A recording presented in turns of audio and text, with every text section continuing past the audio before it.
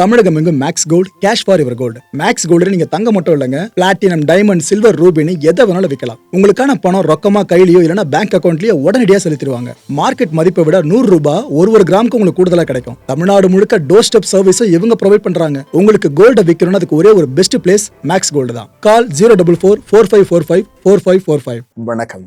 Big topic with Karthik Mayakumar. நம்ம தமிழக சட்டப்பேரவைக்குள்ள நிறைய விஷயங்கள் நடந்திருக்கு மக்களே. கண்டிப்பாக நீங்கள் தெரிஞ்சிக்க வேண்டிய விஷயங்கள் முன்ன மாதிரி கிடையாது. யங்ஸ்டர்ஸ் எல்லாருமே இப்போ லைவ் கிரிக்கெட் மேட்ச் பார்க்குற மாதிரி சட்டப்பேரவை ஃபுல்லாக லைவ்ல பார்க்க ஆரம்பிச்சிங்களா? இதில் நடந்த சில ஹைலைட்ஸான விஷயங்களை பற்றி தான் நிறைய தெரிஞ்சுக்க போகிற நிகழ்ச்சிகளை போகலாம்.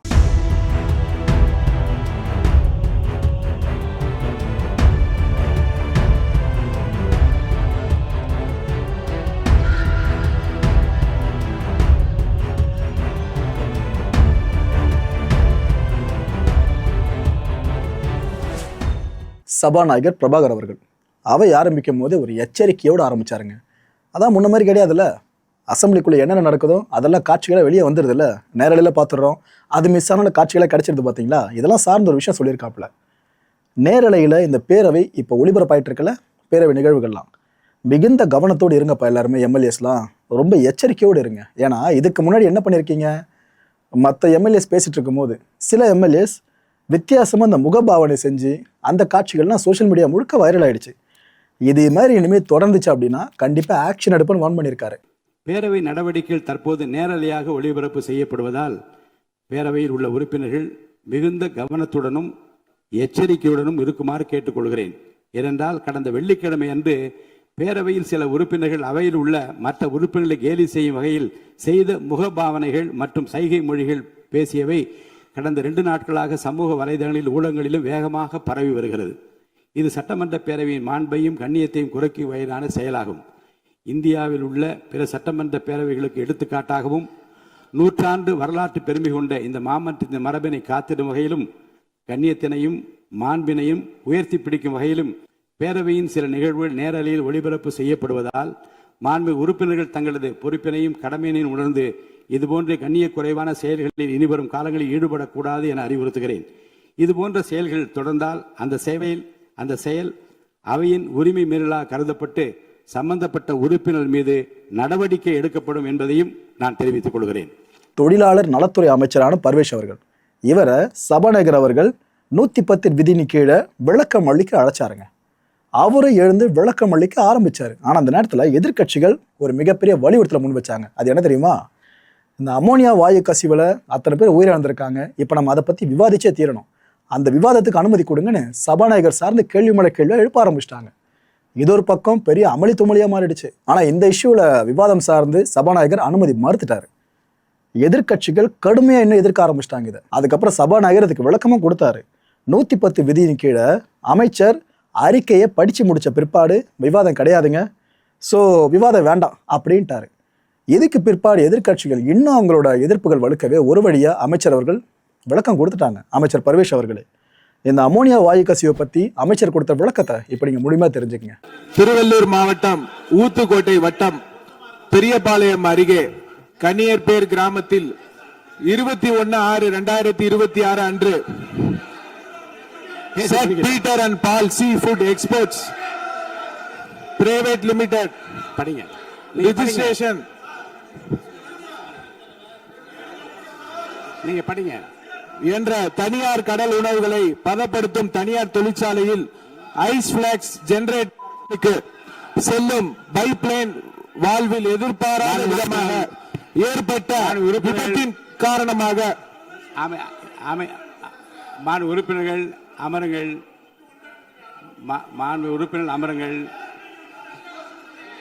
உறுப்பினர்கள் அமருங்கள். நானா சட்ட விதிகள் நீங்கள் சொல்ல உட்காருங்க. நான் சொல்றேன்.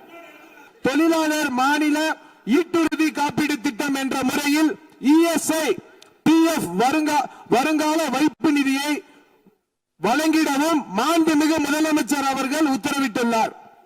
இவ்விபத்தின் குறித்து இயக்குனர், தொழிலாள பாதுகாப்பு மற்றும் சுகாதாரத்துறை இயக்குனர், பொது சுகாதாரத்துறை மற்றும் தமிழ்நாடு மாசு கட்டுப்பாட்டு உறுப்பினர் செயலாளர் தலைமையில் ஆய்வு மேற்கொள்ளப்பட்டு முதற்கட்ட விசாரணை அறிக்கையின் 24 மணி நேரத்துக்கு உள்ளாகவும் முழுமையான விசாரணை 3 நாட்களுக்கு சமர்ப்பிக்குமாறு மாண்புமிகு முதலமைச்சர் அவர்கள் உத்தரவிட்டுள்ளனர். இனி வரும் காலங்களில் இது போன்ற விபத்துகளை தவிர்க்கும் பொருட்டு அசாடஸ் இண்டஸ்ட்ரிகளை உடனடியாக குழு அமைத்து ஆய்வு செய்யவும் மாண்புமிகு முதலமைச்சர் அவர்கள் உத்தரவிட்டுள்ளனர். அதன் அடிப்படையில் உடனடியாக நடவடிக்கை மேற்கொள்ளப்படும் என மாண்புமிகு பேரவைத் தலைவர் வாயிலாக தெரிவித்துக் கொண்டு மொத்தம் 54,957 தொழிற்சாலை உள்ளன. இதில் தொழிலாளர்கள் 27,65,313 தொழிலாளர்கள் உள்ளன. இதில் அபாயகரமான தொழிற்சாலைகள் 6,669 உள்ளனர். இனி வரும் காலங்களில் தமிழ்நாடு முழுவதிலும் உள்ள அனைத்து தொழிற்சாலைகளிலும் இதுபோல் நடக்காம இருக்க அனைத்து விதமான நடவடிக்கையும் மேற்கொள்ளப்பட்டு சட்ட ரீதியாக நடவடிக்கை மேற்கொள்ளப்படும் என்பதை பேரவைத் தலைவர் வாயிலாக தெரிவித்துக் கொண்டு விடைபெறுகிறேன். நன்றி. அண்ணன் ஏவா வேலு அவர்கள் இவர் எழுந்து பேச ஆரம்பிச்சாருங்க. வார்த்தைகள் அவ்வளோ கிளியரா இருக்கும்ல அண்ணனோட ஸ்பீச்சில். அது இங்க திரும்ப ஒரு முறையும் பார்க்க முடிஞ்சது. என்னென்ன சொன்னாப்புல, இந்த அமோனியா வாயு கசிவால உயிரிழந்தாங்க பார்த்தீங்களா, அவங்க குடும்பங்களுக்கு தலா 10 லட்சம் ரூபாய் நிவாரணம் தரணும்னு சொல்லி கேட்டுக்கிட்டாரு. இன்னொரு பக்கம் இப்போ சிகிச்சையில் இருக்காங்களே அவங்களுக்கு 5 லட்சம் ரூபாய் கண்டிப்பாக அரசு கொடுக்கணுன்ற ஒரு கோரிக்கையும் எழுப்பப்பட்டிருந்துச்சு. நாங்கள் குற்றச்சாட்டுகளாக முன்வைக்கலைங்க. இந்த அரசு சார்ந்து விஷயங்களை அரசோட கவனத்துக்கு கொண்டு வர அவ்வளோதான். இது போல் நடந்திருக்கு, பார்த்து பண்ணுங்கன்ற மாதிரி இதெல்லாம் சொன்ன கையோடு முதலமைச்சர் விஜய் அவர்களுக்கு பிறந்தநாள் வாழ்த்தையும் ஏவா வேலு அவர்கள் பதிவு பண்ணியிருந்தாங்க. அந்த வாழ்த்தை மனப்பூர்வமாக ஏற்றுக்கவும் செஞ்சார் விஜய் அவர்கள். காரணம், ஒரு திருத்தம் எப்பொழுதும் கொடுக்கிற பொழுது அன்றைக்கு ஏதாவது பிரச்சனை இருக்கும் என்று தான் சம்பந்தப்பட்ட உறுப்பினர்கள் எழுந்து அந்த திருத்தம் எங்களுக்கு ஏற்புடையதல்ல, அந்த திருத்தத்தில் இப்படி மாற்றம் செய்ய வேண்டும் என்று கருத்தை சொல்வதற்கு முழு உரிமை உண்டு. அன்றைய தேதியில் அன்னன்னைக்கு பிசினஸ் முடிஞ்சிடுது. அன்னைக்கு இன்னொன்று கூட அவர் கேட்கலாம், நீங்கள் திருத்தம் கொடுத்தீங்களே, முதலமைச்சர் அவர்கள் இந்த திருத்தத்தை ஏற்றுக்கொண்டு தீர்மானத்தை நிறைவேற்றுகிறார், அது எங்களுக்கு அது விளக்கமாக சொல்லுங்கள் கூட கேட்கலாம். அப்படியும் யாரும் கேட்கல. ஏன்னா இந்த திருத்தம் எங்களுடைய கழகத்தினுடைய தலைவர் அவர்கள், இன்னும் குறிப்பாக சொல்ல வேண்டும் என்று சொன்னால், வீரேந்திர பட்டேல் முதலமைச்சராக இருந்த பொழுது அன்றைய தினம் பொதுப்பணித்துறை அமைச்சராக எங்களுடைய நெஞ்சமெல்லாம் இருந்திருக்கிற அன்பு தலைவர் கலைஞர் அவர்கள் பொதுப்பணித்துறை அமைச்சராக இருந்தார். அண்ணா அப்பொழுது முதலமைச்சர். அன்றையிலிருந்து இந்த காவிரி பிரச்சனை அன்றையிலிருந்து இது தொடர்ந்து பல்வேறு வகையில பல சட்ட போராட்டங்கள்லாம் நடைபெற்று அதற்கு பின்னால் உயர் நீதிமன்றத்திற்கு போய் உச்ச நீதிமன்றத்திற்கு போய் அப்புறம் ட்ரிபுனல் வந்து இப்போ அத்தாரிட்டி இருக்கிறது. இதற்கு பெரிய நெடும் இதற்கு பல்வேறு வகையில சட்ட போராட்டம் நடத்தி இருக்கிறோம். இது முழுமையாக திராவிட முன்னேற்ற கழகத்துக்கு தெரியும். ஆனால் புதிதாக பொறுப்பேற்றிருக்கிற அரசாங்கம் இதில் வெற்றி பெற வேண்டும் என்று அவர்கள் கருதுகிறார்கள். எனவே நாமும் அதற்கு உறுதுணையாக இருக்க வேண்டும் என்று சொன்னால், இது தமிழக விவசாயிகளுடைய பிரச்சனை, காவிரி டெல்டா பிரச்சனை, இதில் அரசியலே கூடாது, இதில் முழுமையாக ஒத்துழைக்க வேண்டும் என்ற உணர்வோடு தான் இந்த பிரச்சனை வருகை என்ற உடனேயே வில்சன் மூத்த வழக்கறிஞர் அழைத்து டெல்லிக்கு அங்கே இருக்கிற சம்பந்தப்பட்ட வழக்கறிஞரிடத்திலாம் இரவோடு இரவாக பேசி இதற்கு இப்படி திருத்தம் கொண்டு வந்தால்தான் இது முழுமை பெறும், பிற்காலத்திலே உரிமையாக அந்த மேகதாது அணையை கட்டுவதற்கு நிறுத்த முடியும் என்ற நிலை ஏற்பட்ட பின்புதான் எங்களுடைய எதிர்க்கட்சி தலைவர்கள் இந்த திருத்தத்தை கொண்டு வந்தார்கள். முதலமைச்சர் அவர்களும் அதை படித்து பார்த்து பெருந்தன்மையோடு இதை இணைத்து ஒன்றாக போராடுவோம் என்ற நிலையில் தான் அன்றைக்கு அந்த தீர்மானத்தை நிறைவேற்றிருக்கிறார். அதற்காக திராவிட முன்னேற்ற கழகத்தின் சார்பாக அவருக்கு எங்களுடைய பாராட்டுதலையும் நன்றி அந்த நேரத்தில் தெரிவித்துக் கொள்கிறோம். அதில் ஒன்றும் மாற்று கருத்தும் அல்ல. 110 நாங்கள் எதுவும் சொல்லலை. தமிழ்நாட்டு முதலமைச்சர் அந்த இறந்த குடும்பங்களுக்கு 10 லட்சம் ரூபாய் கொடுக்கலாம் என்று ஒரு கருத்தை சொல்லியிருக்கிறார். அதை நீங்கள் ஏற்றுக்கொள்ள வேண்டும் என்று நான் கேட்டுக்கொள்ள விரும்புகிறேன். ஏற்கனவே ஒரு மானிட்டரிங் கமிட்டி இருக்கிறது லேபர் சைடில், விழிப்புணர்வு உருவாக்க வேண்டும் என்று அவரே ஒரு புள்ளிவரம் படித்தார். 27,000 தொழிலாளர்கள் ஈடுபடுகிறார் என்று இருக்கிறார் என்று சொன்னார். எனவே இந்த 27,000 தொழிலாளர்களுக்கும் முதலாளிகளுக்கும் ஒரு விழிப்புணர்வு உருவாக்குவதன் மூலமாகத்தான் இது கட்டுப்படுத்த முடியும். ஏன்னா ஒரு அரசாங்கம் எல்லா இடத்துலையும் தனியார் இடத்திலாம் போய் பார்க்க முடியாது. விழிப்புணர்வு உருவாக்க வேண்டும். எங்களுடைய கழகத் தலைவர் சொன்னதை போல அந்த குடும்பங்களுக்கெல்லாம் 10 லட்சம் ரூபாய் பணமும் தர வேண்டும் என்று கேட்டுக்கொண்டு, நாங்கள் ஜீரோ அவரில் கேட்கல. நம்ம மீண்டும் பெரும் சொல்றேன், ஜீரோ இல்லை அவர் இல்லை என்று ஏற்கனவே நாம் அலுவலக முடிவு செய்து விட்டோம். அப்படி வரல. சில நேரங்களில் தமிழ்நாட்டில் நாம் எதிர்பாராத விபத்துகள் நடந்துவிடும். நம்ம யாருமே எதிர்பார்க்க மாட்டோம், ஆனால் நடந்துடும். அது அரசாங்கத்துக்கு கவனத்துக்கு கொண்டு வரணும். அது கவன ஈர்ப்பு தீர்மானம். நான் உங்ககிட்ட கொடுத்த விட கவன ஈர்ப்பு தீர்மானம் தான். அந்த கவன ஈர்ப்பு தீர்மானத்தில் அனுமதித்தான் நாங்கள் விவரமா சொல்லியிருப்போம். நான் அதனால தான் சொல்றேன், அது வேற ஒன்றும் அல்ல, குற்றச்சாட்டு அல்ல. நான் மீண்டும் சொல்லுகிறேன், குற்றச்சாட்டு அல்ல. அரசாங்கம் கவனத்துக்கு கொண்டு வருகிறோம். எங்களுடைய கடகத்தலைவர் கேட்டதை போல அந்த குடும்பத்திற்கு 10 லட்சம் ரூபாய் பணம் முதலமைச்சர் அவர்கள் தர வேண்டும். மீண்டும் சொல்லுகிறேன், எங்களுடைய தலைவர், எங்களுடைய சட்டமன்ற உறுப்பினர் அத்தனை பேரும் சார்பாக மாண்புமிகு முதலமைச்சர் இன்றைக்கு பிறந்த நாள் விழா, அவருக்கு எங்களுடைய திமுக சார்பாக முதல்ல நல்வாழ்த்துக்களை தெரிவித்துக்கிற அதே நேரத்தில் இந்த தொழிலாளர் குடும்பங்களுக்கெல்லாம் பாதிக்கப்பட்ட குடும்பங்களுக்கு ஒரு 5 லட்சம் ரூபாயும், இறந்த குடும்பங்களுக்கு 10 லட்சம் ரூபாய் பணமும் முதலமைச்சர் அறிவிக்க வேண்டும் என்று திராவிட முன்னேற்ற கழகத்தின் சார்பாக மாண்பு உறுப்பினர் வந்து இந்த 55 விதியின் கீழ் சொன்ன என்ன சொல்றேன், இந்த விதி அந்த விதி என்று இல்லாமல் நீங்கள் சொல்லுகிற இந்த கருத்தை எப்போதுமே காலையில் வந்தவுடனே இந்த 55 விதியின் கீழே கவன ஈர்ப்பு தீர்மானம் கொடுக்கிறேன் என்று அவசரப்படுத்தாமல் இதே இப்போ பாருங்க, இப்போ நீங்க பேசுனீங்க, உங்களுக்கு நேரம் கொடுக்கப்பட்டது, அந்த நேரத்தில் பயன்படுத்தி அதை உங்கள் கோரிக்கையை வைத்தீர்கள். இப்படி உங்களுக்கு என்று வாய்ப்பு தருகிற போது அந்த பிரச்சனையை சொல்லுங்கள், தகுந்த விதத்தில் பதில் சொல்வா என்றுதான் நான் காலையிலிருந்து சொல்லிக் கொண்டிருக்கிறேன். அடுத்து நீங்க உறுப்பினர் நீங்க பேச முடியும், இருங்க நான் கேட்டுருங்க. உங்களுடைய உறுப்பினருக்கு பேச வாய்ப்பு இருக்கிறது, பேசுகிற போது தான் பேச முடியுமே தவிர இந்த பிரச்சனை குறித்து விவாதத்துக்கு இடமில்லை. என்ன ப்ரோ, டிவிகே டிஎம்கே இப்படி தான் போயிட்டு இருக்கு. ஏடிஎம்கே எங்கன்னு கேட்டீங்கன்னா என்ட்ரி கொடுத்தாங்க. ஆனால் இபிஎஸ் சைட்ல இருந்து என்ன தெரியுமா வலியுறுத்தினாங்க, மேகதாது அணைன்ற ஒன்று அமைஞ்சிடவே கூடாது, காவிரின்றது நம்மளோட உரிமை பிரச்சனை. ஸோ இந்த மேகதாது அணை சார்ந்த உரிமை மீறல் பிரச்சனை இருக்குல்ல, இதை பேச அனுமதி கொடுங்க அப்படின்னு கேட்டாங்க ஏடிஎம்கே சைடில். இன்னொரு பக்கம் சபாநாயகர் கடுப்பாயிட்டாருங்க. என்னென்ன சொன்னாப்புல, பத்திரிகையில் தலைப்பு செய்தியாக வரணுன்றதுக்காக என்னிடமோ பல பேரும் பேசுறீங்க அப்படின்னா இப்படி நீங்க நினைச்சாலும் அனுமதி கொடுக்க முடியாதுங்க அப்படின்ட்டாரு. மக்களே, சபாநாயகர் பிரபாகர் அவர்கள் எங்க இருந்தார் எம்எல்ஏவா ஞாபகம் இருக்கா? ஏடிஎம்கேல. ஆனா இபிஎஸ் அவர்கள் ஏடிஎம்கோட தூணி அவர் தான். அவர் சைட்ல இருந்து ஒரு கோரிக்கை முன்வைக்கப்பட்டோம். இப்போதே சபாநாயகர் அவர்கள் டிவிகே சார்ந்து ஜெயிச்சு சபாநாயகர் இருக்கவர், அவர் அனுமதி மறுத்திருக்காரு. அரசியல் எந்த அளவுக்கு மாறி மாறி வாழ்க்கை நம்மளுக்கு காமிச்சிட்டு இருக்குல்ல. இந்த ஒரு அனுமதி மறுப்பு சம்பந்தமா ஏடிஎம்கே தங்களுடைய எதிர்ப்பை பதிவு பண்ற வகையில வெளிநடப்பு பண்ணிட்டாங்க. அவையிலிருந்து வெளியவே போயிட்டாங்க. எல்லா கட்சிகளும் ஏற்றுக்கொண்டு ஒப்புதல் அளித்து ஆம் ஏற்போரே அதிகம் என்று கருதுகிறேன், ஏற்போரே அதிகம், மறுப்போர் இல்லை என்று ஏகமனதாக சொல்லிய பிறகு இனி இந்த மாமன்றத்தில் அந்த தீர்மானம் மேகதாது பற்றி பேசுவதற்கு நான் அனுமதிக்க மாட்டேன். மற்ற விஷயங்களை பற்றி மட்டும்தான் பேச முடியும். அதை நான் உறுதியாக சொல்கிறேன். மேகதாது பிரச்சனைக்கு ஏகமனதாக தீர்மானம் நிறைவேற்றப்பட்டு ஒப்புதல் அளிக்கப்பட்ட பிறகு அதை பற்றி பேசுவதற்கு இனி அனுமதி இல்லை. நான் மீண்டும் சொல்கிறேன், விதிகளுக்கு உட்பட்டுத்தான் இந்த மாமன்றம் நடந்து கொண்டிருக்கிறது. மேகதாது பிரச்சனையை பற்றி இனி பேசுவதற்கு யாருக்கு அனுமதி இல்லை. இல்ல இப்போது 110 விதியின் கீழ் மாண்பு அமைச்சர் அறிக்கை படித்த பிறகு விவாதம் கிடையாது. தயவுசெய்து அமருங்கள். நீங்க உறுப்பினர் பேசுகிற போது பேசுங்க. நீங்க உறுப்பினர் பேசுகிற பாருங்க, உங்களுக்கு விவாதம் இல்லைங்க. நீங்க பாருங்க, அவர் பேசிய பாருங்க, தயவுசெய்து நீங்களே அவர் பேசிய பிறகு அந்த கருத்தை ஒட்டி பேசுவதற்கு உங்களுக்கு வாய்ப்பு இருக்கு. 3 திராவிட முன்னேற்ற கழகத்தை சார்ந்து ஒரு பேச இருக்கீங்க. அப்படியே கருத்துக்கள்லாம் சொல்லுங்க, இப்படி பண்ணுங்க அப்படி பண்ணுங்க, இதெல்லாம் செய்ய வேண்டும் என்று கேளுங்க. யார் வேண்டாம்னு சொல்ற இப்ப பேச முடியாது. 110 விதியின் கீழ் அறிக்கை படித்த பிறகு விவாதம் கிடையாது. உட்காருங்க. மாண்பு உறுப்பினருக்கான சிலவற்றை நான் வெளியே கேட்கிறேன்.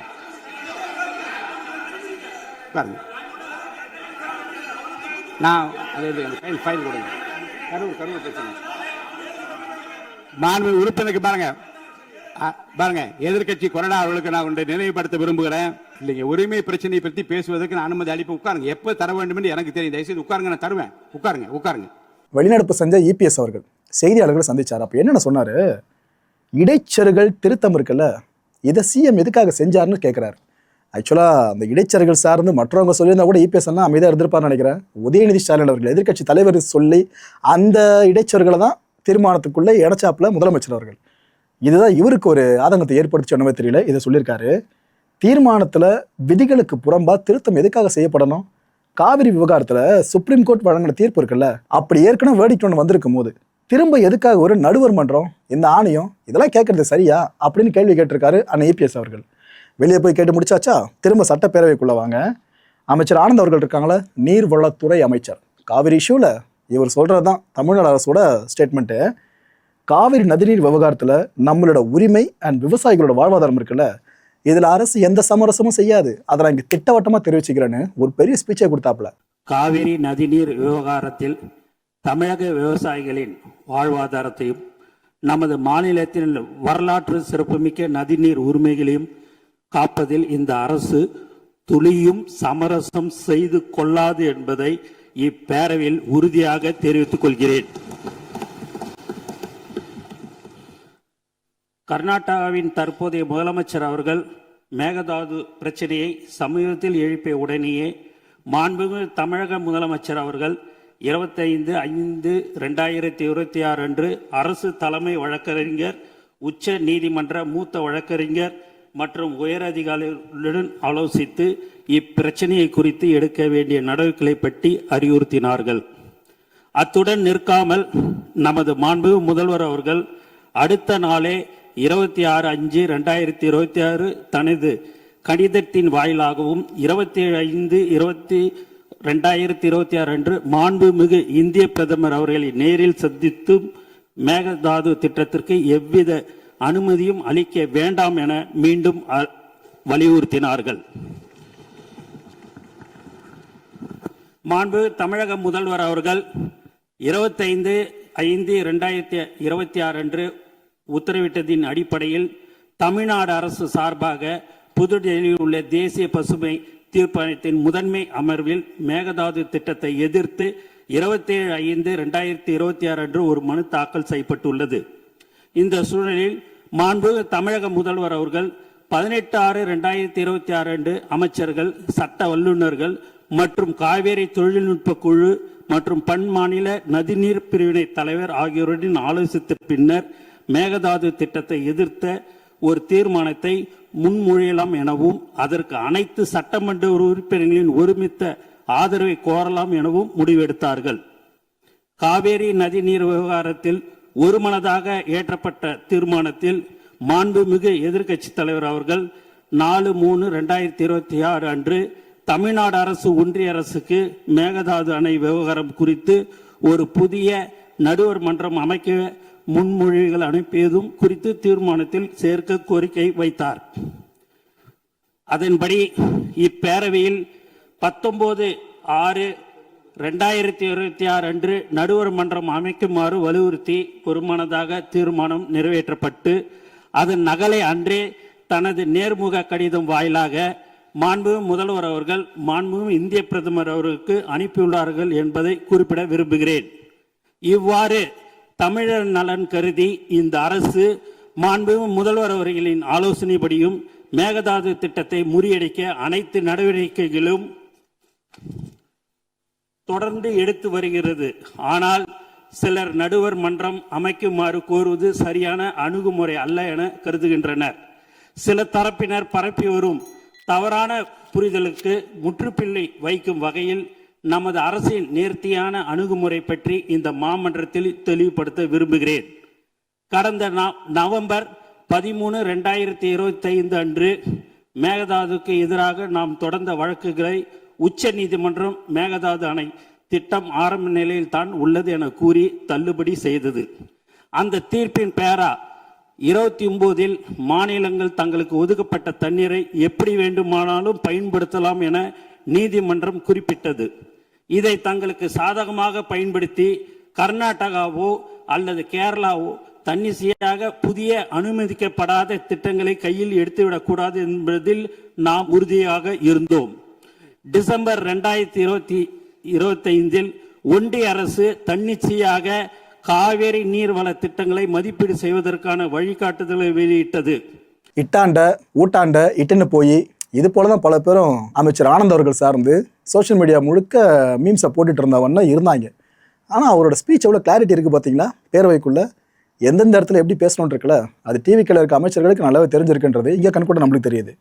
அமைச்சர் ஆதவ் அர்ஜுனா அவர்கள் ஆக்சுவலாக இவரும் அமைதியாக பார்த்துட்டே இருந்தாப்புல, சரி எதிர்கட்சிகள் சலசலப்பை கொஞ்சம் குறைப்பாங்கன்னு. ஆனால் குறைச்ச மாதிரி தெரியலையே. ஒரு கட்டத்தில் சபாநாயகர் எழுந்து நின்று என்னென்னமோ சொல்லி கன்வின்ஸ் பண்ணுறாரு. ஆனால் எதிர்கட்சிகள் அமர்ந்த மாதிரி தெரியல அந்த எம்எல்ஏஸ்லாம். ஒரு கட்டத்தில் அமைச்சர் ஆதவ் அர்ஜுனா அவர்கள் எழுந்து பேச ஆரம்பிச்சிட்டாருங்க. இவர் எழுந்து பேச ஆரம்பித்ததும் சபாநாயகர் பிரபாகர் இருக்கார்ல, அவர் அப்படியே அமர ஆரம்பிச்சிட்டாரு. அமைச்சர் ஆதவ் அர்ஜுனா என்ன சொன்னார்னா, காவிரி உரிமையை பாதுகாக்க திராவிட கட்சிகள் 30 வருஷங்களாக போராடிட்டு இருந்திருக்கீங்க அப்படின்னு இருக்காரு. திமுக அதிமுக மேகதாது ஆணையை கட்டி சிக்கல் ஏற்படுத்தியே தீரணும்னு கர்நாடக அரசு கங்கணம் கட்டிக்கிட்டு இருக்கு. நதிநீர் ஆணையம் மீது நாம முழுமையாக நம்பிக்கை இழந்துட்டோங்க அப்படின்னு தன்னோட அதிருப்தியை பதிவு பண்ணியிருக்காரு. மாண்புமிகு சட்டமன்ற உறுப்பினர்களும் அரசு துறை உயர் அலுவலர்களும் தங்கள் கடமைகளையும் பொறுப்புகளையும் மற்றும் அதிகாரத்தையும் நன்கு உணர்ந்து அதற்கு ஏற்றவாறு செயல்பட வேண்டும் என கேட்டுக்கொள்கிறேன். 11வது மாமன்ற உறுப்பினர் இன்று 11 உறுப்பினர் பேச இருக்கின்றார்கள். இந்த மாண்பு எதிர்க்கட்சி தலைவர்கள் பேசவிருப்பதால் இன்று இருங்க, உட்காருங்க உட்காருங்க. நீங்கள் பேசுகிற போது பாருங்க, இதே பதில் தான் பாருங்க, அவர்களுக்கு சொன்ன பதில்தான் உங்களுக்கும். இந்த பிரச்சனையில் பாருங்க, இந்த பிரச்சனையில் உங்கள் கருத்துக்களை நீங்கள் பேசுகிற போது ஏற்புடைய வகையில் நீங்க குறுக்க பேசுறீங்களா? பாருங்க, உட்காருங்க உட்காருங்க உட்காருங்க உட்காருங்கன்னு சொல்றேன்ல, இப்பதான் சொன்ன மரபு என்ன? உட்காருங்க உட்காருங்க, மாநில உறுப்பினர் உட்காருங்க உட்காருங்க. நீங்க உட்காருங்க.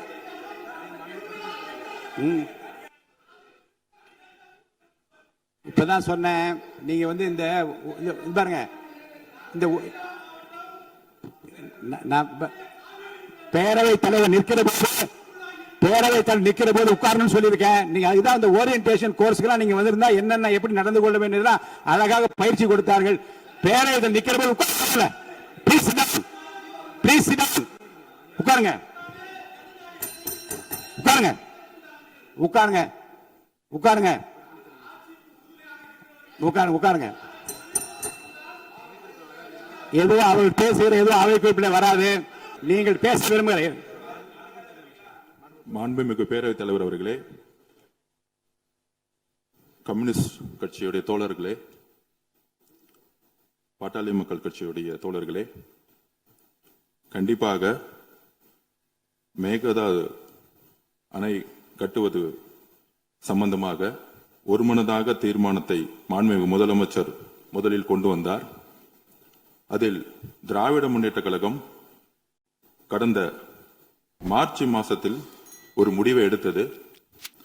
அந்த முடிவின்படி மாண்புமிகு எதிர்க்கட்சி தலைவர் அவர்கள் ஒரு கோரிக்கையை இந்த அவையின் முன்பு வைத்தார். அதில் ஆணையம் தொடர்பாக ஒரு கோரிக்கை வைத்தார். அந்த ஆணையம் தொடர்பாக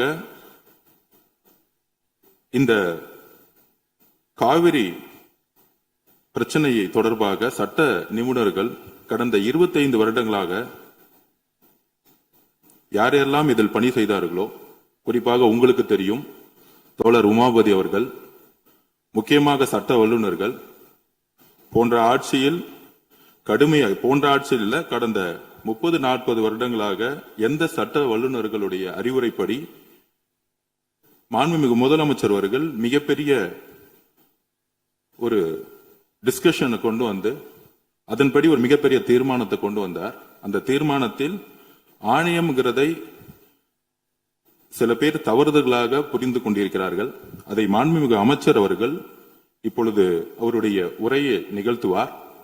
அதில் விவசாயிகளுக்கும் சரி, ஏன் திராவிட முன்னேற்ற கழகம் அந்த நிலைப்பாட்டை மார்ச் மாதத்தில் எடுத்தாருங்கிற நிலைப்பாடும் சரி, அன்றைய முடிவின்படி கம்யூனிஸ்ட் தோழர்களுடைய எல்லா கட்சிகளும் அதை வரவேற்றார்கள். அதற்கப்புறம் சட்ட நிபுணர்கள் படி அவர்களுடைய அறிவுரைப்படி இதை எப்படி பாதுகாக்கணும் அப்படிங்கிற ஒரே குறிக்கோளோட எதிர்க்கட்சி தலைவருடைய அந்த அமெண்ட்மெண்ட்டை நம்ம எடுத்துக்கிட்டோம். அன்னைக்கு அவையில ஒரு மனதா எல்லோரும் அந்த தீர்மானத்தை நிறைவேற்றணும். அதில் சில சந்தேகங்கள் உறுப்பினர்களுக்கு இருக்கலாம். நம்மளுடைய குறிக்கோள் விவசாயிகளை பாதுகாப்பதும், முக்கியமாக காவேரியுடைய உச்ச நீதிமன்றத்துடைய தீர்ப்பையும் பாதுகாக்கிறதுல எந்த விதமான வேறுபாடுகள் கிடையாது. கண்டிப்பாக மாண்புமிகு அமைச்சர் அவர்கள் விளக்கம் கொடுத்த பிறகு பேரவைத் தலைவர்கள் கண்டிப்பாக இதில் இருக்கக்கூடிய பிரச்சனைகளை கண்டிப்பாக உங்களுக்கு பேரவைத் தலைவர்கள் கண்டிப்பாக நேரம் கொடுப்பாங்கிறத நாங்கள் இந்த அவையின் முன்பு தெரிவித்துக் கொள்கிறோம். அதுதான் எங்களுடைய வேண்டுகோள். இதுக்கு இன்பிட்வீன்ல பாமகவோட எம்எல்ஏவான கணேஷ்குமார் இருக்கார்ல, அவர் எழுந்து பேச ஆரம்பிச்சார். அப்ப சபாநாயகர் சொல்லிட்டாரு, ஏங்க நீங்களே மேகதாது பத்திலாம் பேசுறீங்கன்னாக்கா பாத்துங்க, அனுமதி கொடுக்க மாட்டேன்னு அவர் வான் பண்ணிட்டாரு. ஆனா தண்ணீரை விளக்கத்தை கொடுத்த கையோடு இவர் சில விஷயங்களை சொல்லியிருக்காரு. யாரு? எம்எல்ஏ கணேஷ்குமார் அவர்கள். காவிரி விவகாரத்துல புதிய நடுவர் மன்றம் இருக்குல்ல, இது அமைக்கப்பட்டா தமிழ்நாடு பாதிக்கப்படும்னு புது விஷயத்த சொல்லியிருக்காப்ல. மேகதாதுல எந்த சமரசமும் செஞ்சிடக்கூடாதுங்க, அதனால நாங்க இந்த கோரிக்கையை முன்வைக்கிறோம். புதிய ஆணை அமைஞ்சிட்டா சமரசம் ஏற்பட்டோன்னு ஒரு ஐயம் எழுந்திருக்கிறதா அவர் ஒரு விளக்கத்தை கொடுத்திருக்காரு. உண்மையிலேயே யோசிக்க கூடியதா இருக்கு மக்களே. அதை கேளுங்களேன். ஆனா மேகதாது பிரச்சனையை பற்றி நீங்க பேச அனுமதிக்க முடியாது. மாண்புமிகு பேரவைத் தலைவர்களே, பிரச்சனை குறித்து நாங்க வரல, தீர்மானத்துக்கு நாங்களும் முழு ஆதரவு தான். தமிழ்நாட்டுடைய ஜீவாதார பிரச்சனைக்கு அரசு கொண்டு வரும் அனைத்து முயற்சிகளுக்கும் பாட்டாளி மக்கள் கட்சி 100% உங்களுடன் உறுதுணையாக தான் இருக்கும். எங்களுடைய கருத்து ஒரே கருத்து என்னவென்றால், அன்னைக்கு அவையில் வரும்பொழுது எங்களுக்கு முழுமையான அந்த விவரங்கள் எங்களுக்கு சரியா தெரியல. அதனாலதான் எங்களால் அன்றைக்கு எதிர்ப்பு தெரிவிக்க முடியல என்பதை இந்த நேரத்தில் பதிவு செய்து கொண்டு, நீங்க அவையினுடைய நடவடிக்கை இல்ல, ஏன்னா எதிர்கட்சி கொறடா அவர் சொல்லும் போது அன்னைக்கே பிசினஸ் முடிஞ்சிருச்சு, நீங்க அன்னைக்கே சொல்லிருக்க வேண்டியது தானே அப்படின்னு கேட்டாரு. நாங்க அது உள்ள கூட நாங்க வரவில்லை. நாங்கள் எங்களுடைய பாட்டாளி மக்கள் கட்சியுடைய கருத்து என்னவென்று சொன்னால், அன்றைக்கு அவையில் வரும்போது புதிய ஆணையம் அமைக்கலாம், காவேரி வாட்டர் மேனேஜ்மெண்ட் அத்தாரிட்டி என்று ஆல்ரெடி இருக்கிறத ஒரு அட்டானமஸ் பாடியாக மாற்றலாம் என்றுதான் நாங்கள் கருதினோம்.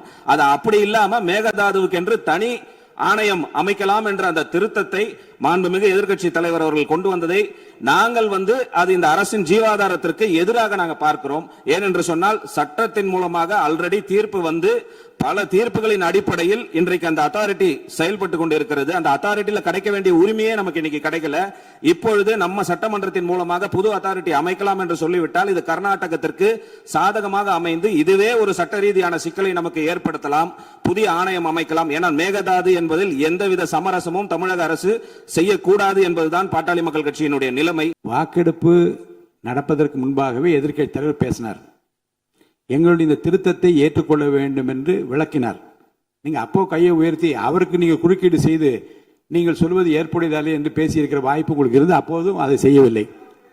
திருத்தங்கள் திருத்தங்கள் திருத்தங்கள் திருத்தங்கள் இருங்க, புரியுது. குறுக்க நீங்க முடிக்கிற குறுக்க பேசுறீங்களா? அப்ப நான் எப்படி பேசுறது? அமைதியா இருங்க. நான் பேசி அது நீங்க பேசுகிற போது சொல்லுங்க. இப்போ அடுத்து திருத்தங்களுடன் இது ஏற்கப்படுகிறது, ஏற்போர் ஆமேன்க என்று நான் சொல்லுகிற போதாவது, திருத்தங்களில் எங்களுக்கு உடன்பாடு இல்லை என்று யாரா கையை உயர்த்தி பேசியிருக்கலாம். அதுவும் நீங்க பேசவில்லை. மாண்புமிகு முதலமைச்சர் அவர்கள் தன்னுடைய தீர்மானத்தை திருத்தங்களுடன் என்று படிக்கிற போதும் யாரும் ஆட்சேபனை தெரிவிக்கவில்லை. இவ்வளவு விஷயம் லைவ் கட்டாவாம இந்த முறை நம்ம பார்த்து ஃபுல்லா செய்தியை சேகரிக்க முடிஞ்சிருக்கா? உங்ககிட்ட உடனே காமிக்க முடிஞ்சிருக்கா? ரைட்டு. எதிர்கட்சியினர்லாம் என்ன தெரியுமா குற்றம் சாட்டுறாங்க? ஏங்க என்னங்க இது ஃபுல்லாக நேரலை பண்ணிங்க, அது ரைட்டு. ஆனால் சிஎம் அப்புறம் ஆளுங்கட்சியினர் சபாநாயகர் இவங்க சம்பந்தமான ஃப்ரேம்ஸை மட்டும்தான் நேரலையில் காமிக்கிறீங்க. ஏன் எதிர்கட்சி என்ன பாவம் பண்ணுச்சு? எதிர்கட்சிகள்லாம் அவங்க சார்ந்து பெருசாக இந்த பக்கமே நீங்கள் காட்ட மாட்டீங்களே ஃப்ரேம்ஸையே நேரலையில். அண்டு காட்டுறதை விடுங்க, அவங்க பேசுறதே கேட்காத வகையில் மைக்கெல்லாம் ஆஃப் பண்ணி வச்சிருக்கீங்களே, என்னங்க இதுன்னு இப்படி ஒரு புது பஞ்சாயத்து கிளப்பி விட்டாங்க. இது என்னங்க இருட்டடிப்பாக இருக்குன்னு அவங்க ஒரு பக்கம் ஆரம்பிச்சிருக்காங்க. நேரலை பண்ணுறது ஒரு பிரச்சனைனா, நேரலை பண்ண ஆரம்பிச்சதுக்கப்புறமும் இது போல் பிரச்சனை வருது போல இருக்குது. மக்களை இந்த கான்டென்ட்டை பொறுத்தவரை மனசில் ஒரே ஒரு வினா இருக்குது. எதிர்கட்சிகளோட நியாயமான கோரிக்கைகள் இருக்குல்ல, இதை ஆளும் தாவேக அரசு எப்படி ஹேண்டில் பண்ணுறதுன்னு நீங்கள் நினைக்கிறீங்க?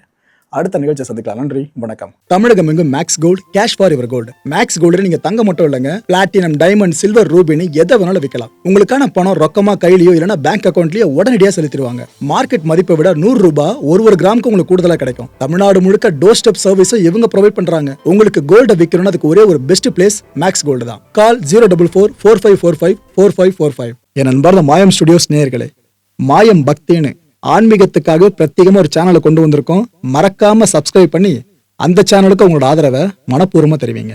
வணக்கம் மாயம் ஸ்டுடியோஸ் நண்பர்களே. மாயம் ட்ரெண்ட்ஸ் அப்படின்ற ஒரு புதிய ஃபேஸ்புக் பேஜை ஓப்பன் பண்ணியிருக்கோம். நீங்கள் யூடியூப்ல பார்த்துட்டு இருக்கீங்களா நம்மளோட கான்டென்ட்ஸ்லாம், இதெல்லாம் விட ஒரு படி மேலே ரொம்ப கிறிஸ்பாகவும் ரொம்ப சூப்பராகவும் நிறைய கான்டென்ட்ஸ் உங்களுக்கு இந்த பேஜில் காத்துட்டு இருக்குங்க. ஸோ உடனடியாக ஃபேஸ்புக் பிளாட்ஃபார்ம் போங்க, மாயம் ட்ரெண்ட்ஸ்னு டைப் பண்ணி சர்ச் பண்ணி நம்ம பேஜை ஃபாலோ பண்ணுங்க. அப்படியே நம்ம சேனலையும் நீங்கள் சப்ஸ்கிரைப் பண்ணிட்டீங்க அப்படின்னா இன்னும் நிறைய புது புது கான்டென்ட்ஸை உங்களுக்காக ப்ரொடியூஸ் பண்ணி கொடுத்துக்கிட்டே இருப்பாங்க. நீங்கள் பண்ணுற ஒவ்வொரு சப்ஸ்கிரிப்ஷனும் எங்களுக்கு பெரிய மோட்டிவேஷனாக அமையும்.